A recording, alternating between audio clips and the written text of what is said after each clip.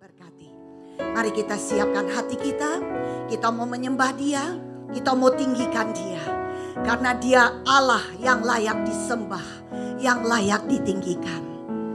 Terima kasih Tuhan, terima kasih Yesus. Inilah kami Bapa, kami hidup ada sampai hari ini.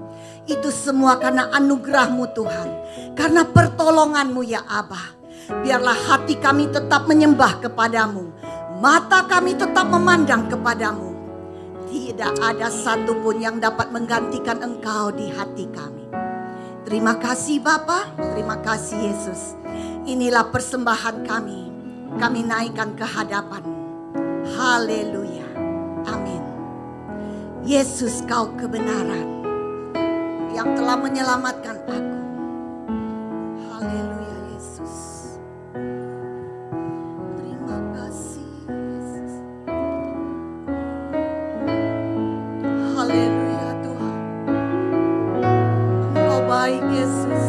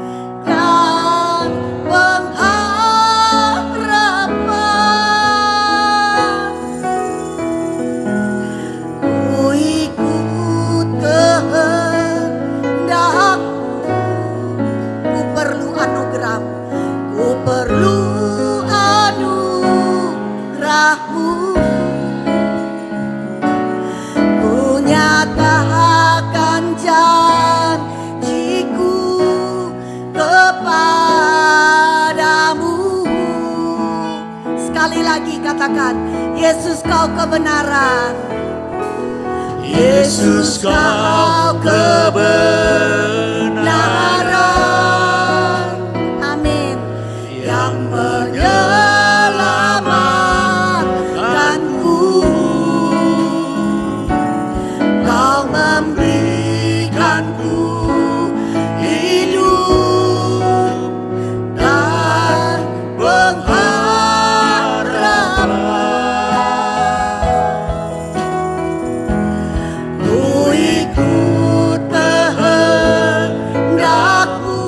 anugerah-Mu. Ku perlu anugerah-Mu.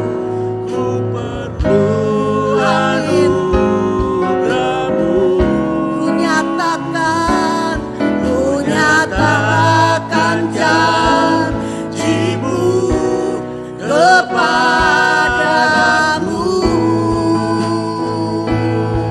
Oh, kalau ku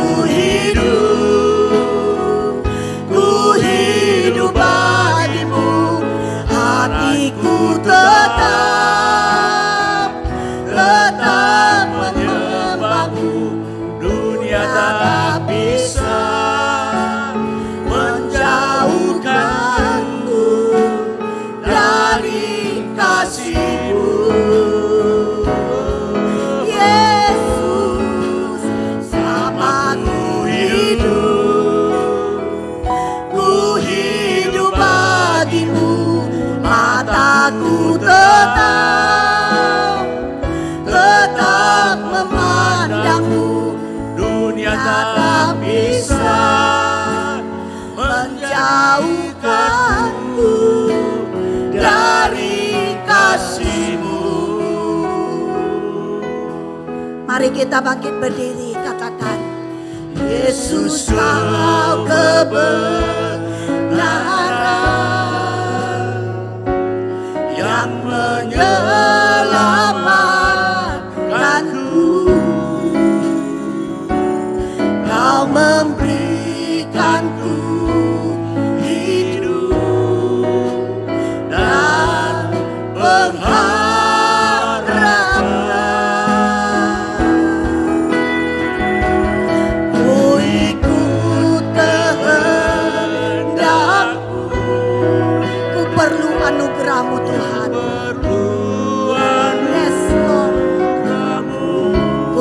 nyatakan janjiku kepadamu. Nyatakan Haleluya. janjimu kepadamu.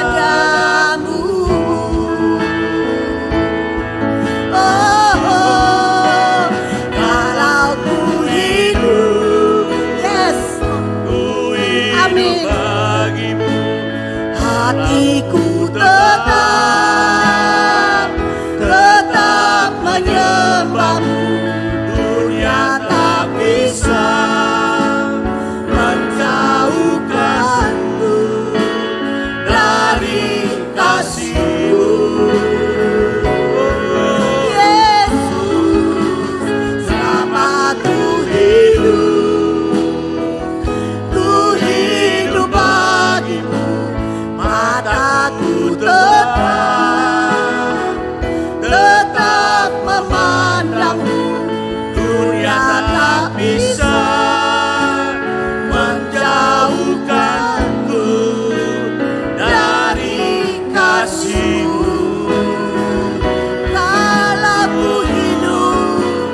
Kalau ku hidup bagimu, yes Lord, hatiku kami tetap menyembahmu Bapa. tetap Amin, menyembah. amin. Dunia tak bisa Haleluya Yesus. menjauhkanku dari kasih-Mu. Oh, oh, Selama ku hidup bagimu, mataku tetap memandangmu. dunia tak bisa menjauhkanku dari kasih-Mu. Dunia tak bisa, Dunia tak bisa menjauhkanku dari kasih-Mu. sekali lagi. Dunia tak bisa menjauhkanku dari kasih-Mu. Amin, amin Tuhan. Pak Singgi silakan. Haleluya, haleluya Tuhan. Inilah doa kami Tuhan. Engkau adalah kebenaran. Yes, Engkau Allah yang memberikan kami hidup Tuhan. amin. Kalau kami ada saat ini Tuhan, kami boleh hidup di hadapan-Mu hari ini Tuhan. Semua karena anugerah-Mu. Karena Engkau yang telah menebus kami, menyelamatkan kami. Kau angkat kami dari dosa kami Tuhan. Terima kasih Bapa. Terima kasih untuk pagi yang indah ini. Kami boleh datang ke hadirat-Mu untuk memuji-Mu, menyembah-Mu Tuhan. Layakan kami, ampuni kami. Sehingga kami boleh layak di hadapan-Mu Bapa pagi ini. Kiranya Engkau yang bertahta di atas pujian kami. Engkau yang mengurapi setiap kami, ruangan kami. Apapun yang kami kerjakan Tuhan. Alat-alat yang kami gunakan. Tuhan yang menjamah, Tuhan yang mengurapi. Semua untuk kepujian dan kemuliaan bagi nama-Mu ya Bapa. Dan jika kami akan mendengarkan firman-Mu pun, kami boleh mendapatkan rema-rema ya baik ya Bapa pagi ini. Kami percaya Tuhan Kau hadir saat ini. Roh Kudus-Mu menjamah setiap kami. Kuasa yang bukan daripada-Mu kami tolak, kami patahkan. Di dalam nama Tuhan Yesus Kristus. Kami memulai ibadah kami. Di dalam nama Tuhan Yesus Kristus. Haleluya. Amin. Amin. Silakan duduk Bapak Ibu yang dikasih oleh Tuhan. Kita mau datang ke hadirat-Nya dengan penuh sukacita. Kita mau tinggalkan segala beban kita dulu ya Bapak Ibu ya. Biarlah mata kita terus tertuju kepada Tuhan. Kita berikan pujian yang terbaik untuk Dia. Kita angkat pujian ini. Saat ini Tuhan kami datang kepadamu. Yes, semua bertepuk tangan. Haleluya. Saat ini lagi padamu Tuhan, junjungan hidupku. Angkat tanganmu, ku angkat tanganmu, ku puji namamu. Yesus, ku sembah Kau Tuhan. Hari-hari telah ku lalui bersamamu Tuhan, ku rasa bahagia. Oh, peganglah tanganku, tuntunlah jalanku. Yesus, Kaulah segalanya. Angkat tanganmu, haleluya. Yes, sorak hosana. Haleluya, glory bagimu. Haleluya, sorak hosana. Berpujilah namamu. Saat ini ku datang lagi padamu Tuhan, Bersamamu Tuhan, junjungan hidupku. Ku angkat tanganku, ku puji namamu. Yesus, ku sembah Kau Tuhan. Hari-hari telah kami lalui, hari-hari telah ku lalui bersamamu Tuhan, ku rasa bahagia. Peganglah tanganku, tuntunlah jalanku. Yesus, Kaulah segalanya. Haleluya, haleluya, sorak hosana. Haleluya, glory bagimu. Haleluya, sorak hosana. Berpujilah namamu. Haleluya, haleluya, haleluya. sorak hosana. Kami mau memujimu Yesus. Haleluya, glory bagimu. Haleluya, glory, glory. Hosana, Oh, berpujilah namamu. Haleluya. haleluya, Angkat tanganmu, angkat tangan kita. sorak hosana. Haleluya, glory bagimu. Haleluya, sorak hosana. Berpujilah namamu. Hati yang gembira, haleluya, gembira adalah obat yang manjur, seperti obat hati yang senang. Tapi semangatnya patah, keringkan tulang. Hati yang gembira, Tuhan senang. Hati yang gembira, mari kita bangkit berdiri. Ya, kita gembira bersama Dia. Amin. Seperti obat hati yang Senang, tapi semangatnya patah, keringkan tulang. Hati yang gembira, Tuhan senang. Seperti air madu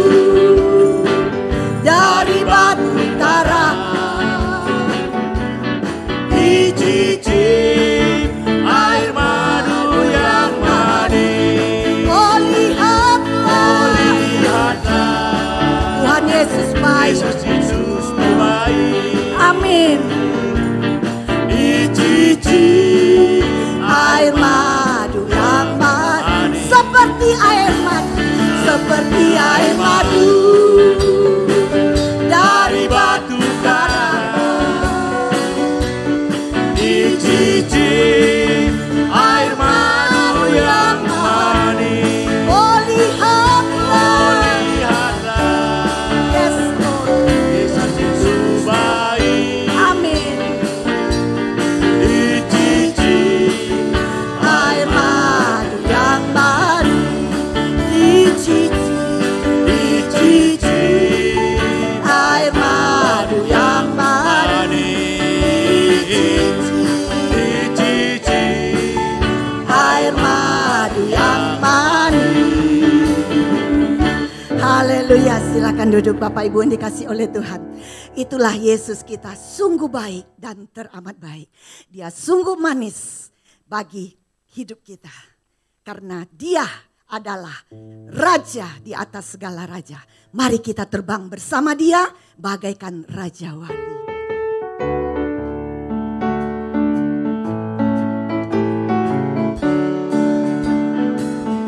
Bukan oleh Tuhan dan gagah kita diselamatkan. Bukan oleh Tuhan dan gagah kita dihiburkan. Tak ada satu gunung dapat menutupi. Bukan oleh Tuhan, bukan oleh gagah, tapi oleh Roh-Nya. Bukan oleh Tuhan dan gagah kita diberkati. Amin. bukan oleh Tuhan dan gagah Kita disembuhkan. Tak ada satu beban dapat menghalangi. Bukan oleh kuat, bukan oleh gagah, tapi oleh Roh-Nya.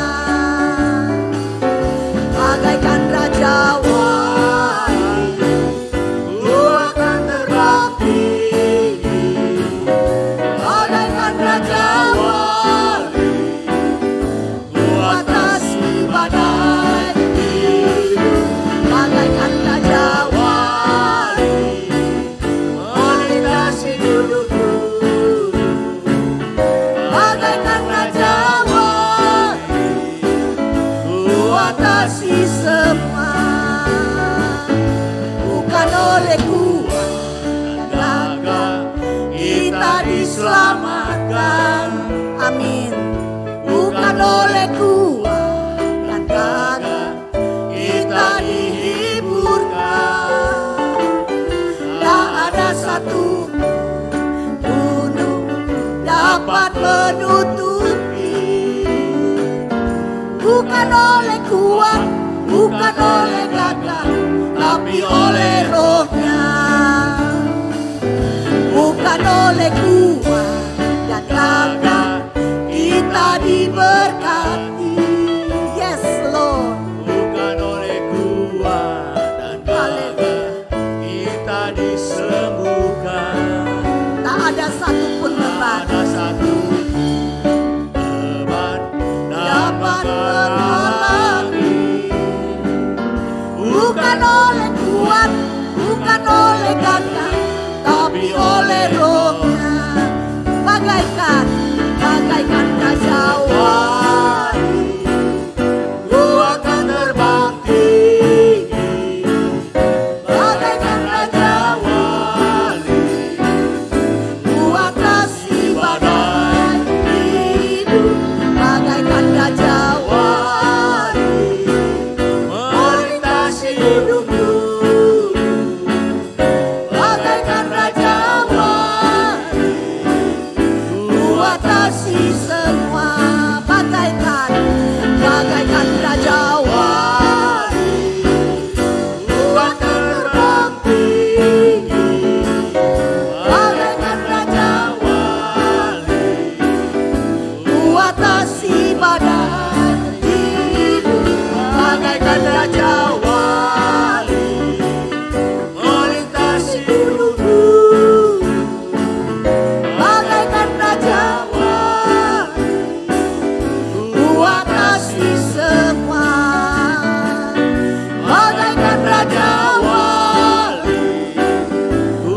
atasi semua. Bagaikan Raja Wali, ku atasi semua. Amin. Kita adalah Raja Wali, Raja Walinya Tuhan. Kita tidak usah takut karena Dia ada selalu beserta kita. Mari kita bangkit berdiri. Janganlah kau takut dan gelisah karena Yesus ada bersama kita.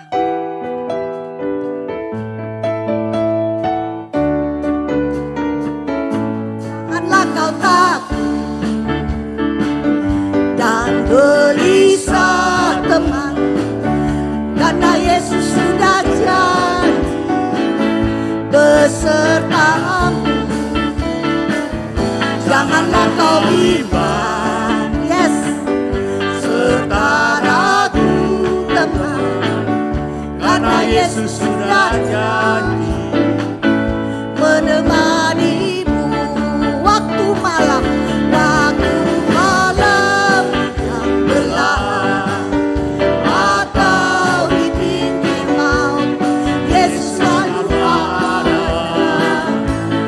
Yesus selalu serta waktu engkau gembira atau waktu susah, karena Yesus sudah janji. Immanuel, kaum pria saja, kaum pria angkat pujian ini. Dan gelisah teman, Amin. karena Yesus sudah janji Beserta kaum wanita, janganlah kau serta ragu teman, karena Yesus sudah janji menemanimu sama-sama waktu malam, waktu malam yang gelap atau di pinggir maut. Yesus selalu ada, Yesus selalu serta waktu engkau gembira atau waktu susah, karena Yesus sudah janji. Immanuel, waktu malam yang gelap atau di pinggir maut, Yesus selalu ada. Haleluya. Yesus selalu serta Yes Lord. engkau gembira Atau waktu susah, karena Yesus sudah janji. Immanuel, karena Yesus sudah janji. Immanuel, karena Yesus sudah janji. Immanuel. Haleluya, silakan duduk Bapak Ibu yang dikasihi oleh Tuhan. Dialah Immanuel, Dia selalu beserta kita. Bersama Dia tidak ada satupun yang berkekurangan. Semuanya Tuhan pasti cukupkan. Mari kita siapkan hati kita. Kita mau mendengarkan sebagian daripada firman Tuhan. Kita angkat pujian ini. Tak pernah kekurangan jika kita selalu mengandalkan Dia. Haleluya Yesus. Engkau mencukupkan segala yang kami perlu Tuhan. Terima kasih ya Aba. Terima kasih Tuhan. Hanya Engkau andalan kami Yesus. Hanya Engkau yang kami perlu Tuhan. Terima kasih Bapa. Terima kasih Yesus atas kebaikan. Ya, mari kita sama-sama katakan. Tak pernah kekurangan bersama Yesus. Tiada pernah tidak ada dalam Yesus. Yesus selalu memberikan. Yesus selalu berikan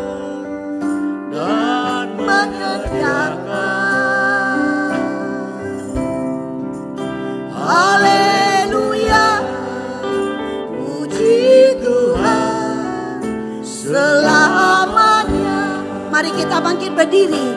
Haleluya. Puji Tuhan Selamanya. Haleluya.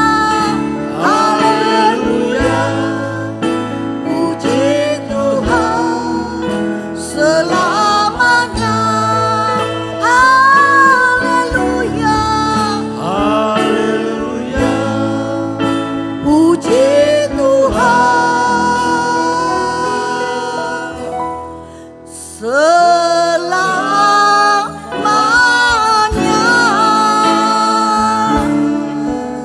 Silakan Pak Jo. Sungguh benar Tuhan, itulah yang Kau janjikan bagi kami, Yes. anak-anak-Mu yang hatinya tetap melekat kepada Engkau. Bahwa kami tidak pernah akan berkekurangan. Haleluya, terima kasih Tuhan. Yes. Engkau Allah yang luar biasa. Engkau Allah yang selalu memperhatikan setiap langkah kami hari demi hari. Kami boleh rasakan penyertaan-Mu Tuhan. Amin. Sampai dengan hari Minggu ini juga Tuhan. Engkau luar biasa. Engkau memberikan kami nafas kehidupan. Engkau memberikan kami sukacita. Bahkan Engkau memberikan kesempatan kami untuk datang ke dalam hadirat-Mu yang kudus. Terima kasih Tuhan. Engkau sudah melawat kami semua. Segala pujian yang sudah kami panjatkan ke hadapan hadirat-Mu. Biarlah menjadi menyenangkan hati Engkau Tuhan. Dan Engkau melawat kami sebentar dengan Roh Kudus-Mu melalui hamba-Mu Tuhan. Yang akan menyampaikan isi hati-Mu. Urapi hamba-Mu Tuhan, berikan hikmat dan marifat dari tempat yang maha tinggi. Urapan yang sama ada dengan kami pada hari ini. Terima kasih Bapa. Kami sambut firman-Mu di dalam nama Tuhan Yesus Kristus. Allah kami yang heran dan berkuasa.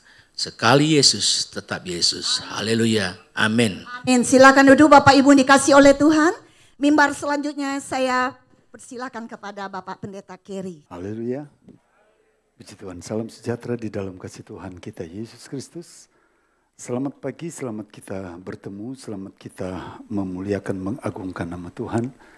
Saya sungguh bersyukur kalau di pagi hari ini kita boleh ada bersama-sama menikmati kasih Tuhan, menikmati anugerah Tuhan yang Tuhan kerjakan dalam hidup pribadi kita hari demi hari. Dan oleh karena Tuhan, kita ada karena Tuhan. Bukan berarti kita jauh lebih baik dari orang-orang lain sehingga kita boleh ada di hari ini. Ketika kita memasuki setiap hari itu hanya karena anugerah Tuhan. Kalau Tuhan mempercayakan segala sesuatu untuk kita jalani di satu hari, berarti ada rencana Tuhan lagi bagi hidup pribadi kita. Tuhan Yesus memberkati. Terima kasih kepada Ibu Gembala, Tante Melani yang boleh mempercayakan saya melayani Bapak Ibu Saudara dengan firman Allah, bahkan dapat melayani saudara dengan firman Allah. Ini merupakan satu kehormatan. Tuhan Yesus memberkati. Dengan tema menyangkal diri, mari sama-sama kita akan membuka Alkitab yang terdapat dalam Injil Matius pasal yang ke-16. Injil Matius pasal yang ke-16, kita akan kembali membaca bagian ini sehingga kita akan lihat tentang apa yang menjadi rencana Allah tentang menyangkal diri dalam hidup pribadi kita. Injil Matius pasal yang ke-16. Kita akan lihat pada ayat yang ke-21. Sejak waktu itu Yesus mulai menyatakan kepada murid-muridnya bahwa ia harus pergi ke Yerusalem dan menanggung banyak penderitaan dari pihak tua-tua, imam-imam kepala, dan ahli-ahli Taurat, lalu dibunuh dan dibangkitkan pada hari ketiga. Tetapi Petrus menarik Yesus ke samping dan menegur dia, katanya, Tuhan, kiranya Allah menjauhkan hal itu. Hal itu sekali-kali takkan menimpa engkau. Maka Yesus berpaling dan berkata kepada Petrus, enyalah iblis. Engkau suatu batu sandungan bagiku, sebab engkau bukan memikirkan apa yang dipikirkan Allah, melainkan apa yang dipikirkan manusia. Baru muncullah ayat yang ke-24. Lalu Yesus berkata kepada murid-muridnya, setiap orang yang mau mengikut aku ia harus menyangkal dirinya, memikul salibnya, dan memikul aku. Haleluya. Setiap orang yang mau mengikut aku, kata Tuhan, ia harus menyangkal dirinya dan memikul salibnya dan mengikut aku, kata Tuhan. Ada beberapa hal yang telah kita dapatkan di hari-hari sebelumnya tentang kata menyangkal diri menjadi satu landasan, menjadi satu dasar untuk kita dapat melangkah mengikut Tuhan, untuk kita dapat bersama-sama dengan Tuhan, ada di belakang Tuhan, dengan apa yang telah diatur oleh Tuhan, dengan apa yang telah ditetapkan oleh Tuhan sehingga kita menjadi pengikutnya. Salah satu bagian adalah menyangkal diri dan memikul salib. Kita tahu bersama adalah di situ menceritakan tentang bagaimana seseorang harus menundukkan kepentingannya sendiri. Kemudian di situ dia harus menjauhkan. Tidak ada lagi kesenangan secara pribadi. Bukan berarti kita tidak boleh menghibur diri kita, boleh berada di tempat-tempat yang dimana kita digolongkan orang-orang yang sedang menikmati. Tidak. Tapi pada bagian ini firman Allah menceritakan supaya hidup kita mengerti tentang apa yang diinginkan Tuhan ketika kita mengikut pribadinya. Menghindari diri dari dosa. Kemudian kata firman Allah di situ di dalam pengertian dia harus meniadakan, mengosongkan dirinya. Akan ada banyak hal yang akan kita lihat sebentar tentang menyangkal diri. Dan kemudian yang saya tertarik juga di sana. Dia harus melihat dari awal pengiringannya. Sebelum dia mengenal Yesus, di mana hidupnya, dari mana hidupnya. Kemudian ketika dia mengenal Yesus, ada satu batasan yang membandingkan, yang akan membuat dia berbeda. Sebelum dan sesudah dia mengikuti Yesus. Sejak kita percaya kepada Tuhan, ada satu bagian yang harus kita pahami.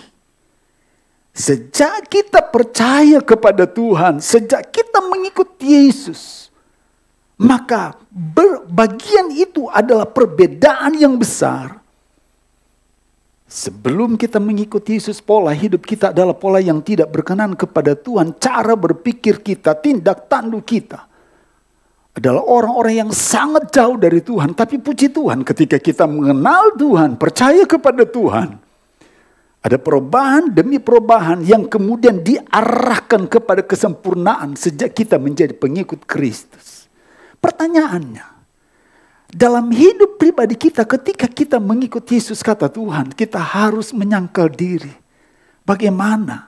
Atau apa yang dapat kita lihat dalam Alkitab tentang bagian ini? Yang harus mengosongkan dirinya, yang harus mengikuti aturan-aturannya Tuhan. Mari kita akan melihat di dalam firman Allah di dalam kitab 2 Timotius. Kitab 2 Timotius. Ada bagian yang dapat kita pahami tentang dua atau bagian tentang menyangkal diri di sini. Kitab 2 Timotius pasal yang kedua. 2 Timotius pasal yang kedua ayat yang keempat berkata demikian.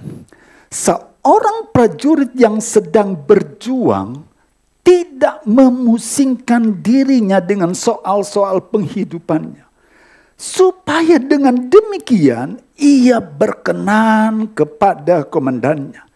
Seorang olahragawan hanya dapat memperoleh mahkota sebagai juara apabila ia bertanding menurut peraturan-peraturan olahraga. Seorang prajurit yang sedang berjuang, ia tidak memusingkan dirinya, kata firman Allah, dengan soal-soal penghidupannya. Beberapa tahun yang lalu ketika saya mengikuti pendidikan, sebelum masuk pada jenjang pendidikan, kita ada istilahnya ada pembentukan dan yang salah satu pelatihnya adalah salah satu bagian dari pembentukan itu kami dilatih oleh anggota TNI. Aduh, saudara-saudara, lapar tidak lapar, kenyang tidak kenyang. Setelah makan, saudara, disuruh Scott jam supaya katanya enak. Setelah itu disuruh sit up. disuruh pegang senjata. Aduh saudara, gemeteran saudara. Saya pernah memegang senjata laras panjang, kemudian pistol FN 45. Maafkan kalau saya salah menyebutnya. Gemetar juga walaupun tidak ada peluru di situ. Hanya disuruh pegang. Tapi suasana pegang pistol, hanya disuruh pegang kemudian bawa. Wow. Keren banget. Kalau waktu itu sudah ada handphone, saya akan selfie duluan. Wow, keren. Tapi bukan itu bagiannya.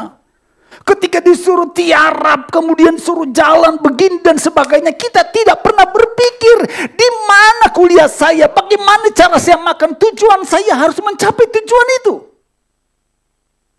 Ayah saya bercerita, kamu enak nak, kamu tidak pernah ikut berjuang. Opa saya berkata, kamu tidak pernah ikut berjuang. Kami ini berjuang untuk negara ini. Kalau sudah masuk dalam pertempuran, tidak ada pikiran istri dan anak lagi. Kita harus mencapai tujuan. Apa yang telah kita inginkan, apa yang telah disepakati, apa yang telah direncanakan. Itu seorang prajurit yang tidak memusingkan dirinya. Fokus kepada tujuan. Bukankah ini kita dikenal dengan prajurit-prajurit Kristus? Seorang olahragawan, ketika dia akan mencapai mahkota juara, kata firman Allah, dia akan bertanding menurut aturan-aturan olahraga itu. Mari kita lihat bersama dalam kitab 1 Korintus pasal yang ke-9. Kitab 1 Korintus pasal yang ke-9. Ada bagian yang dapat kita pahami tentang penjelasan dalam kitab 2 Timotius pasal 2 ayat yang ke-5 tentang seorang olahragawan. 2 Korintus pasal yang ke-9 ayat yang ke-24. Tidak tahukah kamu bahwa dalam gelanggang pertandingan semua peserta turut berlari, tetapi kata firman Allah bahwa hanya satu orang saja yang mendapat hadiah. Karena itu larilah begitu rupa sehingga kamu memperolehnya. Tiap-tiap orang yang mengambil bagian dalam pertandingan, kata firman Allah, menguasai dirinya dalam segala hal. Mereka berbuat demikian untuk memperoleh suatu mahkota yang fana, kata firman Tuhan. Tetapi kita untuk memperoleh suatu mahkota yang abadi. Apabila ada di antara kita yang ada sangkut pautnya tentang olahraga, badminton dan sebagainya, ada aturan mainnya. Saya diajak oleh tetangga main badminton di kompleks. Pendeta, main badminton. Saya katakan, saya tidak punya raket. Nggak apa-apa, pakai raket saya. Ini saya beli di India. Wow, jauh-jauh. Dia harus pergi ke India beli raket.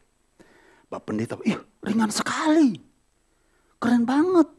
Waduh, saya bercanda. Saya ingat di pelatnas dulu. Wah, Bapak pendeta? Enggak, saya di pinggirannya.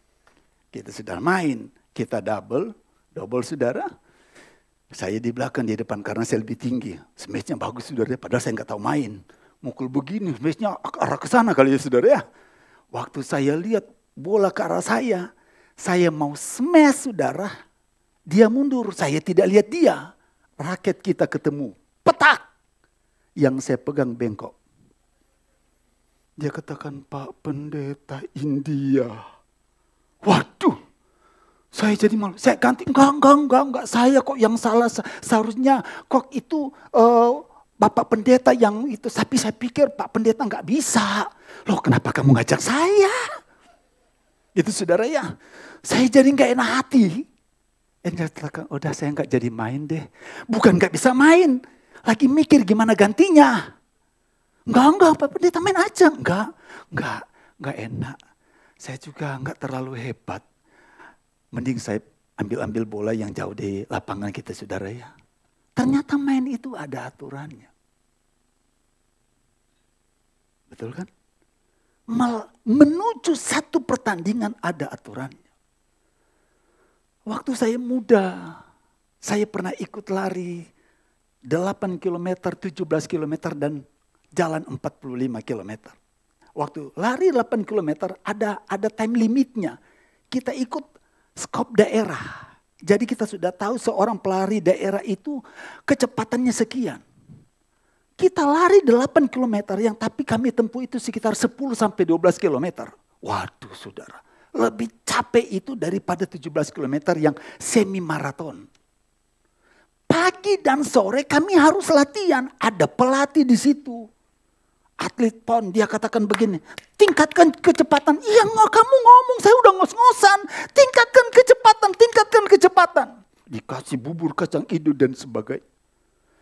Tidak boleh tidur larut malam. Harus jaga pola makan. Ya ampun, kita dari kampung bagaimana kita harus jaga pola makan. Yang penting kenyang bagi saya. Ternyata tidak bisa. Karena itu akan mengatur metabolisme tubuh ini. Di mana kita akan meraih sasaran. Pagi sore latihan. Terlambat dimarahi. Ada aturan main. Ini pembatasan, kata firman Allah. Bagaimana kita menyangkal diri itu menyangkut pembatasan diri kita. Sebagai pengikut-pengikut Kristus. Kadangkala kita hanya sekedar ngomong kita akan membatasi. Tapi kita tidak dapat membatasi dan mengontrol diri kita. Jangankan berpikir untuk meraih mahkota itu. Kita hanya berangan-angan mencapai mahkota itu. Dalam pribadi ini harus kita jaga baik-baik. Kuasai diri kita dalam segala hal. Karena ada mahkota yang luar biasa, yang abadi sebagai pengikut Kristus. Apabila kita membatasi perjalanan hidup pribadi kita. Hari demi hari. Untuk meraih mahkota yang telah disediakan oleh Tuhan dalam hidup pribadi kita. Atur atau ikut aturan mainnya. Menurut ketetapan Tuhan. Itu yang harus kita jalani hari-hari ini. Mari kita melihat sebagai atau sebuah contoh dalam Alkitab.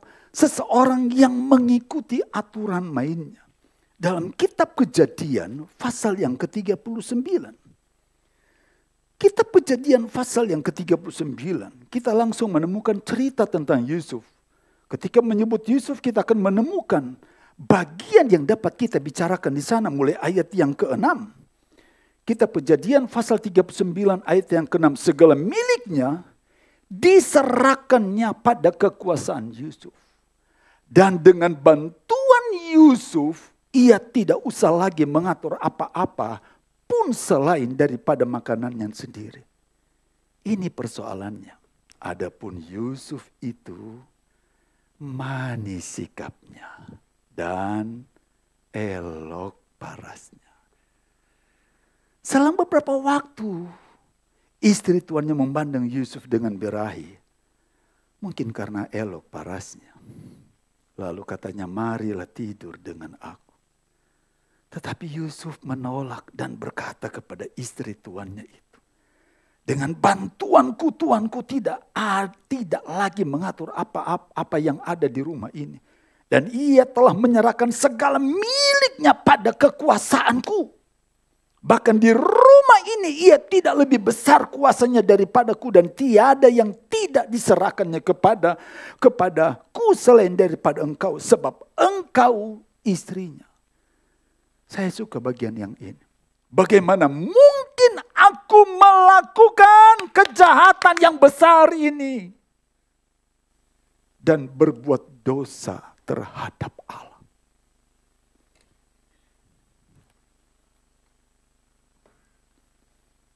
Budak dibeli oleh Potifar. Ditempatkan sebagai pekerja. Budak itu tidak ada kata tidak. Semua ya. Diperintahkan ya. Diperintahkan ya. Karena dia tidak ada hak di situ. Dia sudah dibeli. Aturan mainnya begitu. karena sikapnya. Dan rupanya, wow, kalau Yusuf ada di sini, pemudi-pemudi langsung katakan, wow, lumayan juga nih. Tapi ibu ini lihat, ini berondong nih. Lumayan nih. Aduh, ini berbahaya Bapak Ibu. Tapi firman Allah mencatat, ketika di rumah itu tidak ada orang, peluang itu ada. Kita jalan bareng, oke. Tapi ketika sendiri, ada peluang di sana. Ya apa tidak? Mau atau tidak mau? Tapi karena dia sudah lihat, wow, boleh nih Yusuf. Suami saya dari pagi sampai malam atau pagi sampai sore kerja bersama-sama terus dengan Firaun. Bagaimana dengan saya? Pola rumah tangga yang takut akan Tuhan dan yang tidak takut akan Tuhan itu beda.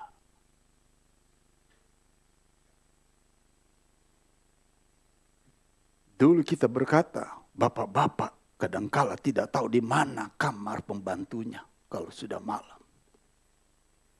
Rupanya ini kebalikan. Ibu itu tidak tahu kamar budaknya di mana.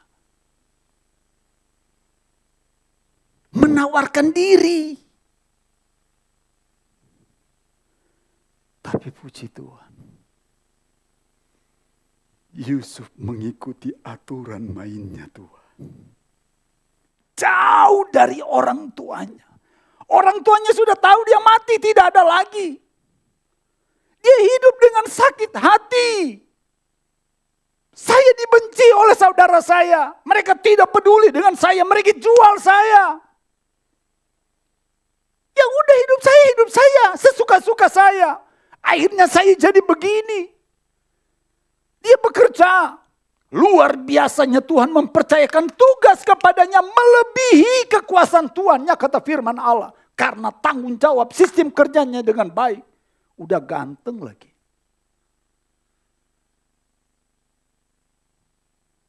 Ketika istri Potifar itu tahu ini peluang, dia dekati Yusuf.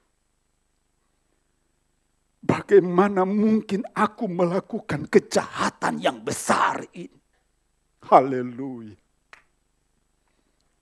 Bagaimana mungkin aku berbuat dosa terhadap Allah?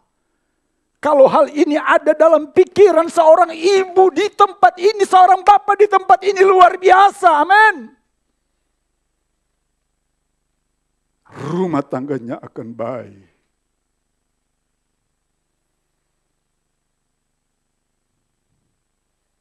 Ada aturan mainnya.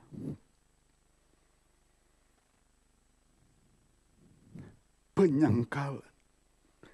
Artinya ada batasan-batasan, ada aturan mainnya yang harus diikuti. Bagi orang percaya, menuruti aturannya Tuhan. Andai kata Yusuf ikuti keinginan dagingnya. Andai kata dia tidak pernah akan dicatat menjadi pemimpin di Mesir. Andai kata Yusuf ikut keinginan tuannya, tidak akan pernah ada mimpi dari Firaun yang dapat diterjemahkan oleh Yusuf. Karena dosa itu pemisah antara kita dengan Tuhan. Tapi puji Tuhan, batasan itu ada. Dia menyangkal dirinya. Dia membuat hidupnya baik-baik saja di hadapan Allah. Lari. Ternyata jurus yang paling ampuh di sini. Kalau ketemu bukan diam, kabur. Tinggalkan tempat itu. Kalau tidak, habis kita.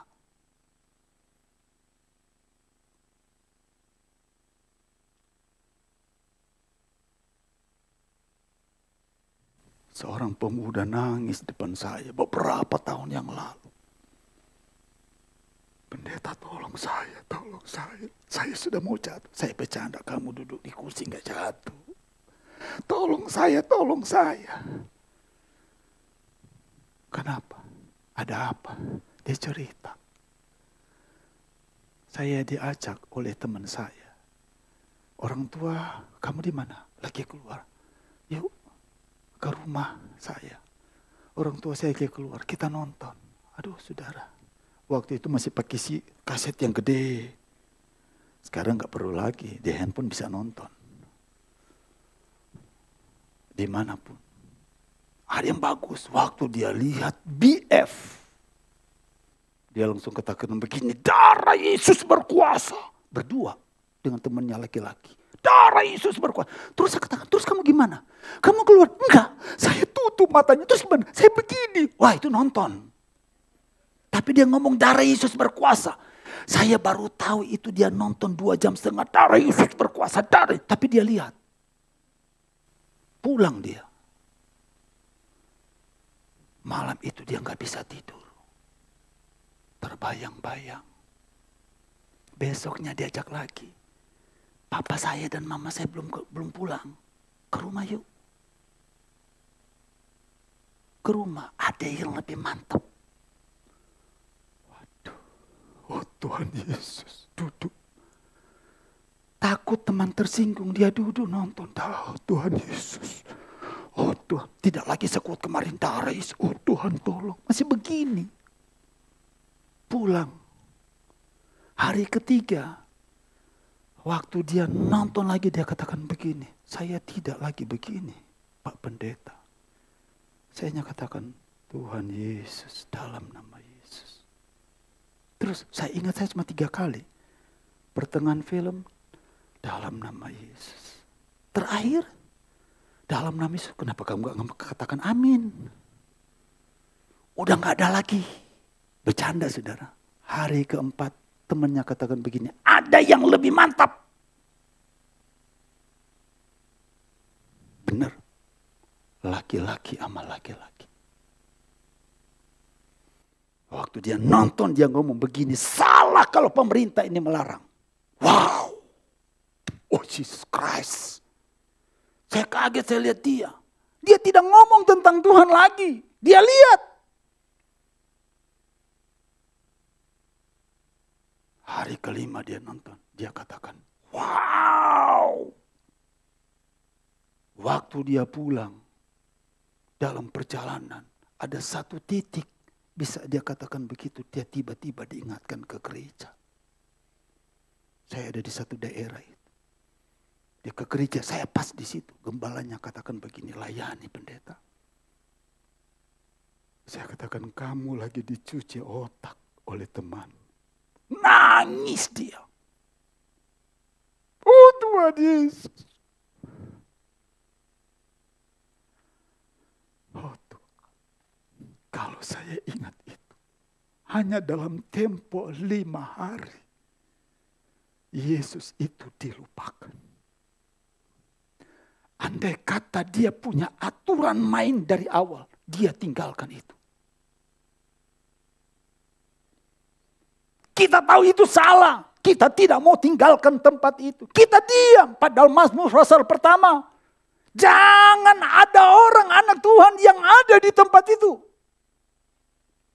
Berbahagialah. Buat batasan. Menyangkal diri. Sebab ada aturan mainnya dalam hidup pribadi kita. Sebab kita adalah pengikut-pengikut Kristus.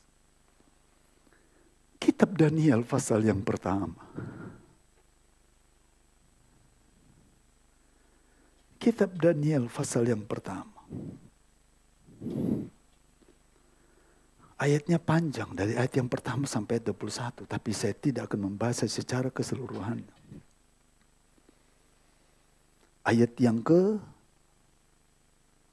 3 3, lalu raja bertitah kepada Aspenas, kepala istananya, untuk membawa beberapa orang Israel yang berasal dari keturunan raja dan dari kaum bangsawan, yakni orang-orang muda yang tidak ada sesuatu celah, yang berperawakan baik, yang memahami berbagai-bagai hikmat, berpengetahuan banyak, dan yang mempunyai pengertian tentang ilmu, yakni orang-orang yang cakap untuk bekerja dalam istana, supaya mereka diajarkan tulisan dan bahasa orang Kasdim, dan raja menetapkan bagi mereka pelabur setiap hari dari santapan raja, dan dari anggur yang biasa diminumnya. Mereka harus dididik 3 tahun, dan sesudah itu mereka harus bekerja pada raja. Ayat yang ke-8, Daniel berketetapan untuk tidak menajiskan dirinya dengan santapan raja dan dengan anggur yang biasa diminum raja. Dimintanyalah kepada pemimpin pegawai istana itu supaya ia tak usah menajiskan dirinya. Maka Allah mengaruniakan kepada Daniel kasih dan sayang daripada pemimpin pegawai istana itu.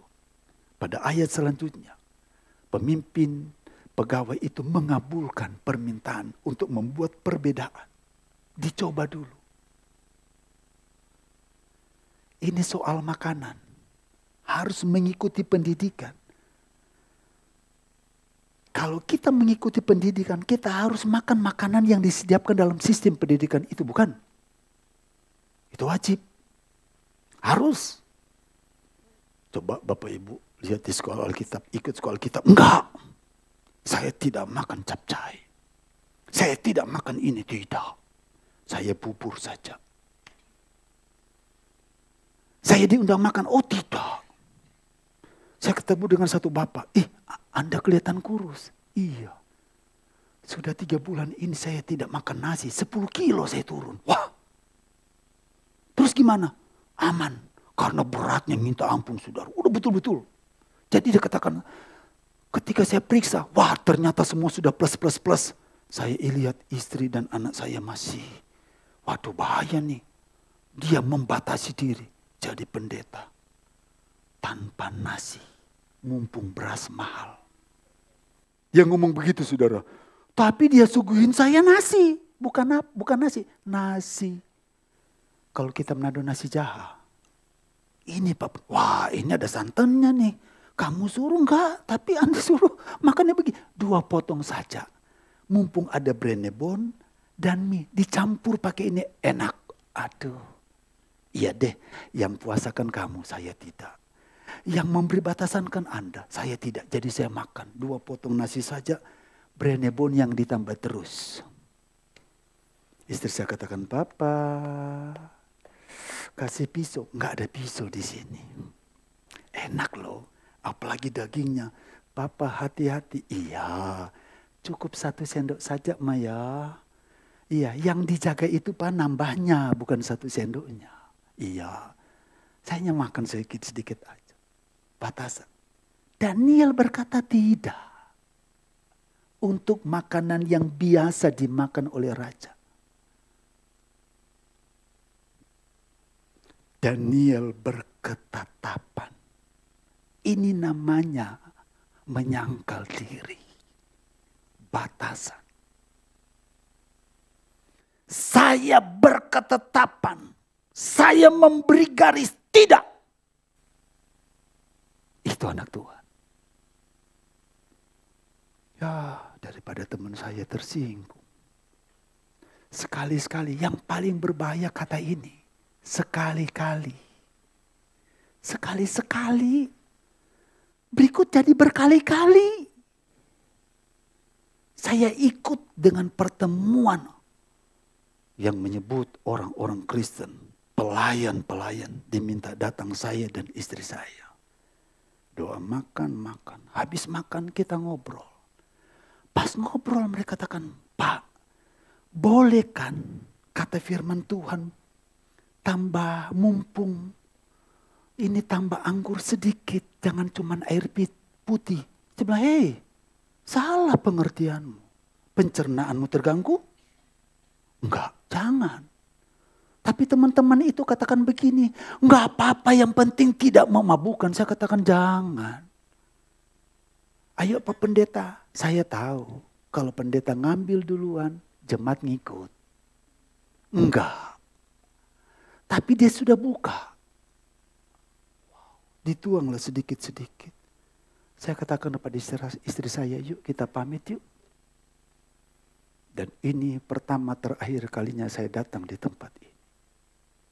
Maaf ya, kita tetap bersahabat. Tapi bagian ini tidak. Sok suci. Aduh Tuhan. Pamitan permisi ya.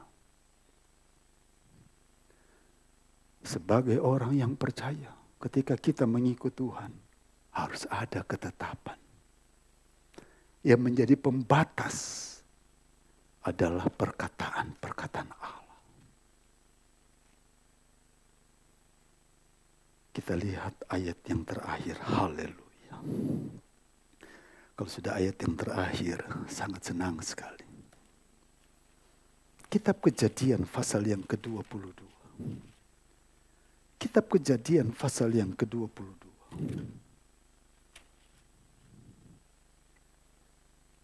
Kejadian 22. Ayat yang ke-1. Kejadian 22 ayat yang pertama berkata demikian. Setelah semuanya itu Allah mencoba Abraham. Ia berfirman kepadanya, Abraham. Lalu sahutnya, ya Tuhan. Firman-Nya, ambillah anakmu yang tunggal itu, yang engkau kasihi, yakni Ishak. Pergilah ke tanah Moria dan persembahkanlah dia di sana sebagai korban bakaran pada salah satu gunung yang akan kukatakan kepadamu. Ayat yang ketiga. Keesokan harinya, pagi-pagi bangunlah Abram. Ia memasang pelana keledainya dan memanggil 2 orang bujangnya beserta Ishak anaknya. Ia membelah juga kayu untuk korban bakaran itu. Lalu berangkatlah ia dan pergi ke tempat yang dikatakan Allah kepadanya. Mari Bapak, Ibu, Saudara-saudara, kita bandingkan pasal 12 ayat yang pertama. Berfirmanlah Tuhan kepada Abram, pergilah dari negerimu dan dari sanak saudaramu, dari rumah bapamu ini ke negeri yang akan kutunjukkan kepadamu. Aku akan membuat engkau menjadi bangsa yang besar dan memberkati engkau serta membuat namamu masyhur dan engkau akan menjadi berkat. Aku akan memberkati orang-orang yang memberkati engkau dan mengutuk orang-orang yang mengutuk engkau. Dan olehmu, kata firman Allah, semua kaum di muka bumi akan mendapat berkat. Lalu pergilah Abram seperti yang difirmankan Tuhan kepadanya, dan Lot pun ikut bersama-sama dengan dia. Abram berumur 75 tahun ketika ia berangkat dari Haran. Sebagai catatan, Ishak diberikan ketika usia Abram berumur 100 tahun. Di 75 tahun, tidak ada harapan lagi. Datang firman Allah. Pergi ke negeri yang akan kutunjukkan kepadamu. Aku akan menjadikan engkau bangsa yang besar. Di usia 99 tahun, sejak 75 tahun, 24 tahun. Abraham menunggu. Janji Tuhan itu digenapi. Usia Ishak menanjak remaja. Dia tunggu, luar biasa. Seorang ayah tahu artinya kasih kepada anak. Apalagi anak ini adalah anak satu-satunya. Kemudian pasal 22 yang telah kita baca ayat yang kedua. Tuhan katakan, Abraham, berikan anakmu kepadaku. Korbankan dia. Pagi-pagi esoknya, Abraham panggil kedua orang yang membantunya dan Ishak. Membawa kayu yang telah dibelah dan pergi ke negeri, ke tempat yang akan ditunjukkan oleh Tuhan. Apakah perjalanan itu adalah perjalanan yang biasa-biasa saja? Tuhan meminta kepada Abraham untuk mengorbankan anaknya. Ini menyentuh hatinya. Ini janji yang telah dijanjikan Tuhan. Kenapa Tuhan harus ambil? Kenapa Tuhan minta? Saya jelaskan kepada anak saya. Waktu Ishak diikat, lebih kuat mana larinya, Ishak atau papanya? Kalau dia lari. Tapi Ishak taat kepada papanya. Abraham sudah menjelaskan.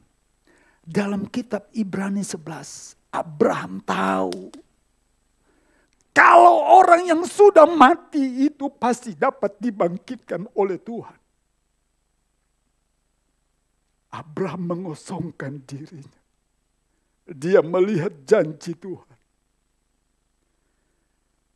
Diberikan kepada Tuhan.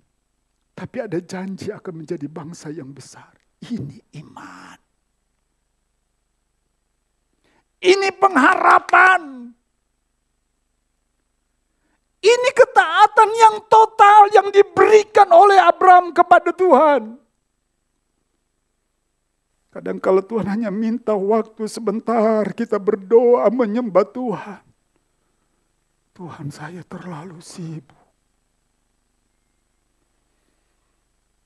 Tuhan, kenapa kamu belum baca firman-Ku, firman Allah?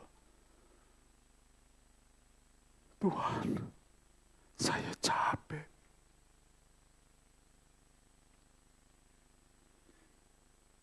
Menyembah Tuhan sedikit, kita udah uring-uringan. Kita mulai hitung-hitungan kepada Tuhan. Padahal hidup ini hanya karena anugerah Tuhan yang Tuhan beri. Kita adalah pengikut Kristus. Persembahkanlah tubuhmu menjadi korban yang hidup, yang kudus dan yang berkenan kepada Allah. Itu adalah ibadahmu yang sejati. Ada waktu-waktu yang Tuhan minta dalam hidup pribadi kita sebagai batasan dalam hidup ini untuk kita ikut Tuhan. Ketika kita mengerjakan dengan setia, selalu dan selalu. Apa yang kita lakukan tidak pernah mengecewakan hidup pribadi kita. Capek rasanya. Lelah rasanya. Kalau saya lihat jemaat berdoa. Kalau saya lihat jemaat datang ke gereja. Dari jarak yang mereka tempuh. Ada yang harus datang berdoa. Dia menempuh dari jam 3 doa, jam 7 malam. Ini Jakarta. Kalau saya berangkat jam 4 saya tidak nyampe di gereja. Ini sore. 4, 5, 6, 7, 4 jam. Doa 1 jam. Pulang saya kejebak macet. Saya sampai di rumah pukul 10, setengah 11. Saya baru tidur pukul 10, 11 atau setengah 12. Duh Yesus. Tuhan, harganya mahal telah dikerjakan. Kenapa Anda lakukan? Saya ingin menyembah Tuhan. Ketika kita datang ke tempat ini, bukankah ini adalah bentuk penyangkalan kita? Batasan aturan firman Allah yang kita turuti. Untuk kita agungkan dan muliakan Tuhan. Apakah Tuhan tidak berhutang? Apa yang kita kerjakan pasti akan ditolong Tuhan. Mari kita berdiri bersama-sama. Inilah rinduku kepadamu. Inilah rinduku kepadamu. Amin, amin, haleluya. Inilah rinduku kepadamu.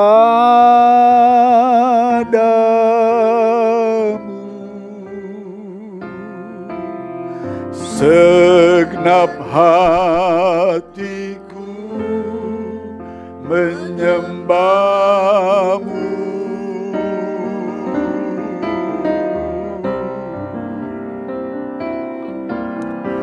Seluruh hidupku memujimu,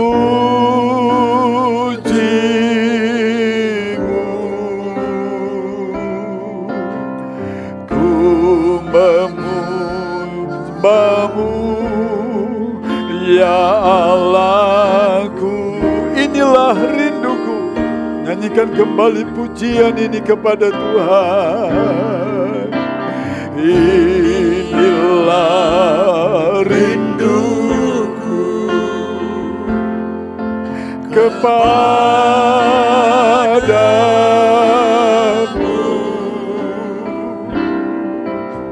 Segenap hatiku menyembahmu. Katakan seluruh hidupku. Haleluya. Seluruh hidupku memujimu, memujimu.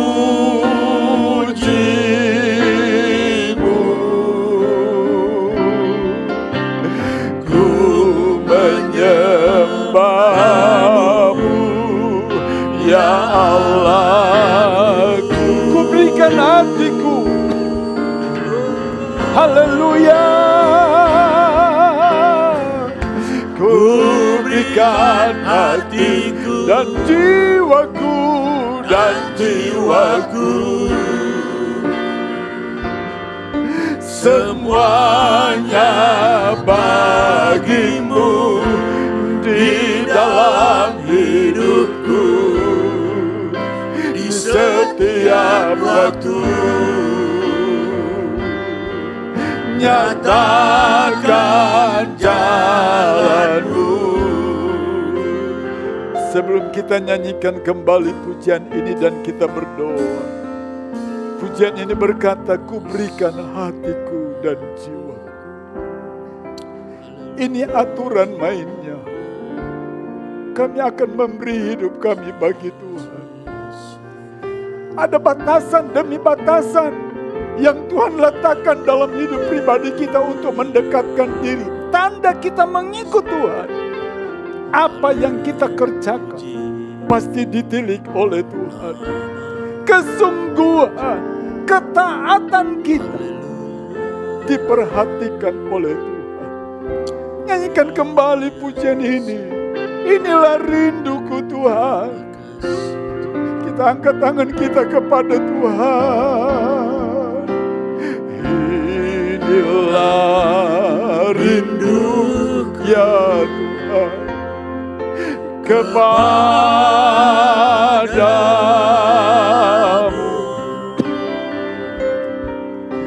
Segenap hatiku menyembahmu. Seluruh hidupku. Haleluya.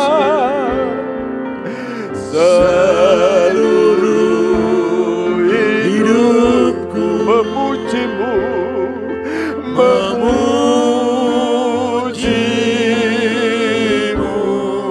ku menyembahmu, ku menyembahmu ya Allahku.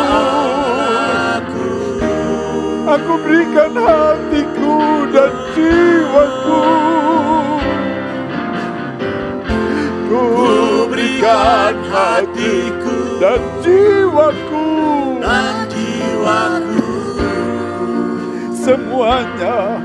semuanya bagiku di dalam hidupku, di setiap waktu.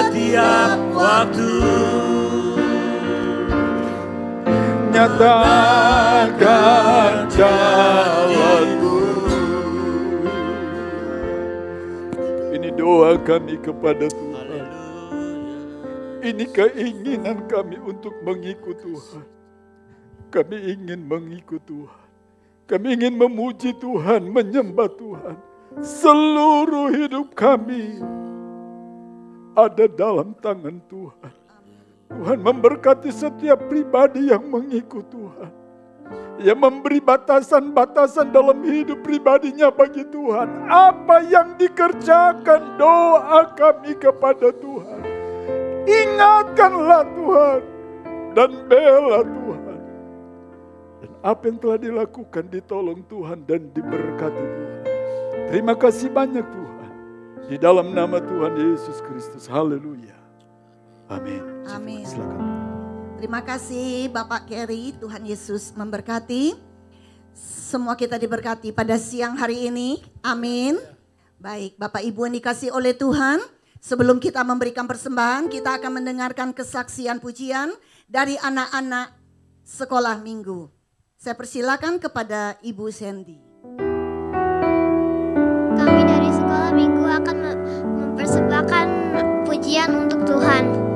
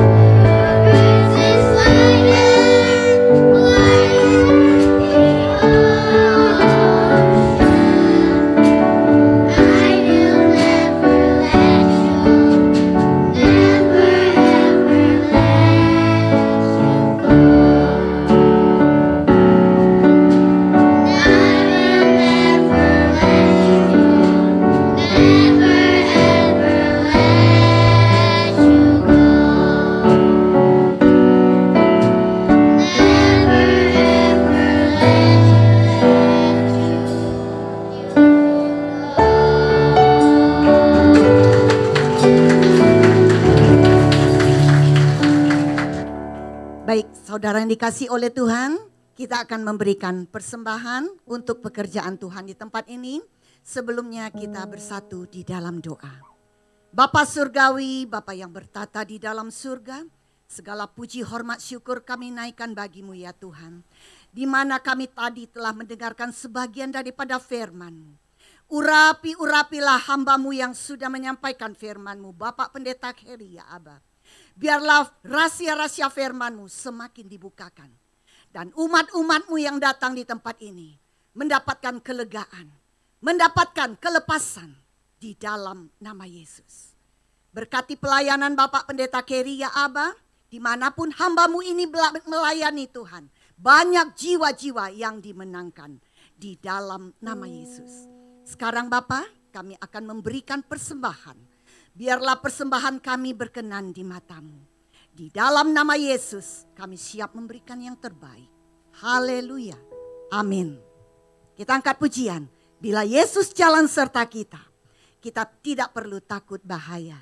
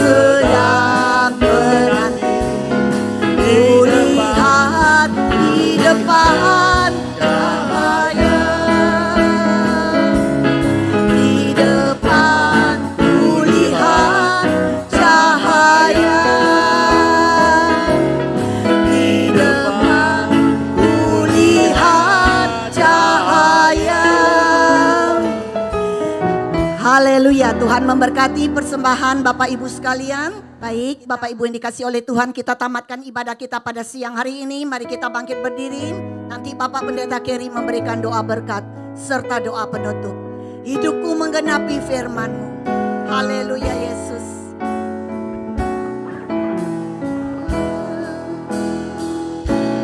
Hidupku menggenapi firman-Mu.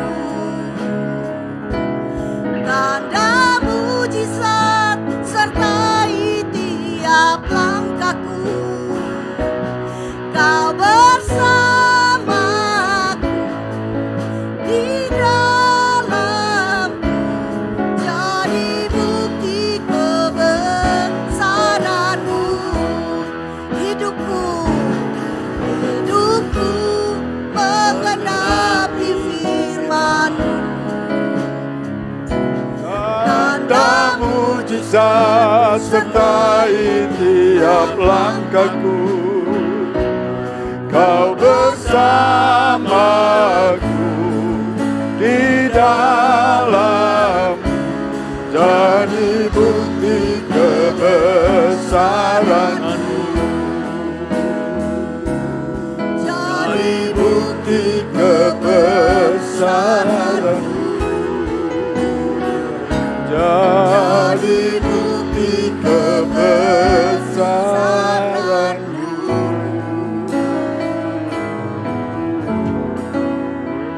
Tuhan Yesus yang baik, kami sungguh berterima kasih kepada Tuhan, karena kami ada di rumah Tuhan, beribadah kepada Tuhan, memuliakan Tuhan. Apa yang telah dikerjakan umat Tuhan, diberkati dan ditolong oleh Tuhan.